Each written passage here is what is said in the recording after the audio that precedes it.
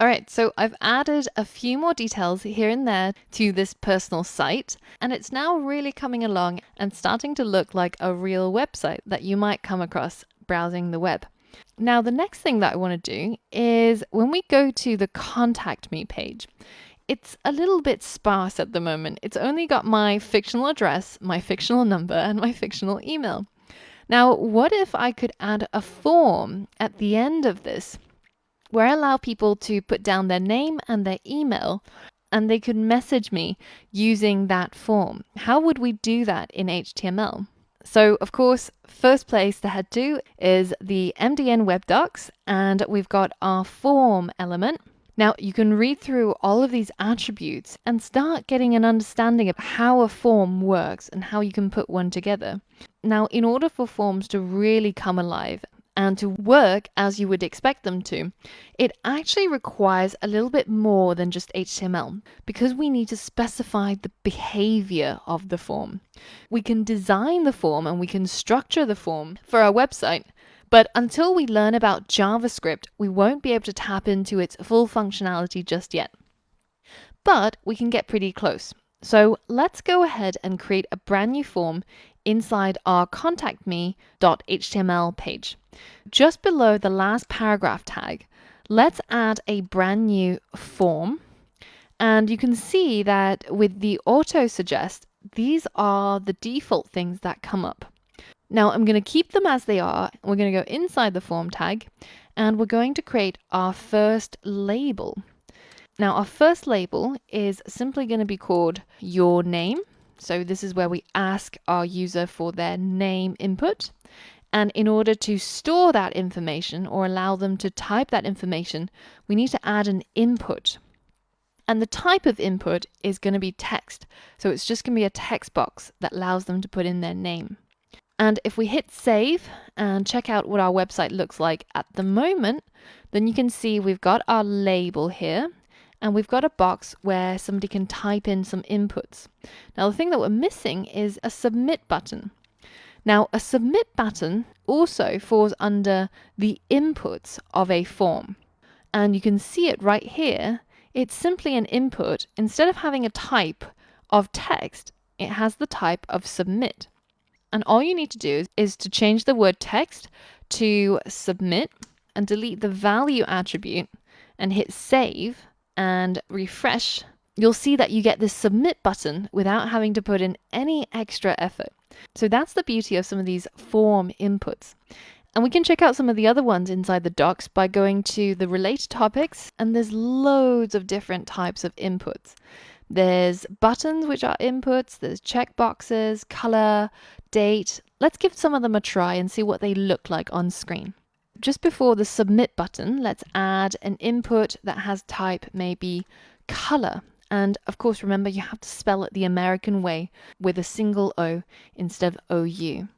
So let's hit save and refresh. And you can see we now have a color picker on our website. And when you click on it, it brings up the color picker where we can select any color we like. And you might submit a form that maybe has your favorite color or change the website using a color picker input. Another cool one is the checkbox. So we can add a checkbox by using input and changing text to checkbox. Hit save, hit refresh, and you can see we now have a little checkbox. So you can have a line break here, forcing this to go on to the next line. Let's create a label where it says, do you want to sign up to the email list? And hit save, refresh. And you can see you've got this classic checkbox. Do you want to sign up to the email list? Check or uncheck, and hit submit. Or you can put something like, have you read the terms and conditions, or any other thing that might fit with a checkbox. Now, the last one that I wanted to show you before we proceed was the password input. So let's delete the checkbox and let's add a password input. The cool thing about the password input is that when you type anything inside this box, ideally you'd want a label, of course, here to show that this is the password. But we know this is a password field because you can either right-click and hit inspect, and you'll see that this is our password input, or you know that the next thing that comes after the password label is of course the password input. But whenever you type anything in here, by default, everything you type is masked. So these are for fields where you don't want somebody overlooking the user to be able to see what their password is. Feel free to have a bit of fun and try out all of these different input types and see what they look like and see what they do. And once you do that, you'll come to realize that a lot of the things that you see on the web are just very simple HTML inputs. And as we build our knowledge in HTML, CSS, and JavaScript, we're going to come back and see how forms work in more detail. So have an explore of that and see what they all look like when you just add them to your website. But we'll experience the full functionality a little bit later on. Now, let's just quickly review what we've learned about HTML forms. We use the form tag to define what should go into our form, and this by itself doesn't actually do anything. So in order for the form to do anything, you'll need two important HTML elements, and that's the label and the input. And between the opening and closing label tags, you can write some text that will be displayed as a label inside your form. The next most important HTML element that's associated with forms are the inputs. And the input is a self-closing tag, so it doesn't have a closing tag. Instead, you can define the input type by using the type attribute.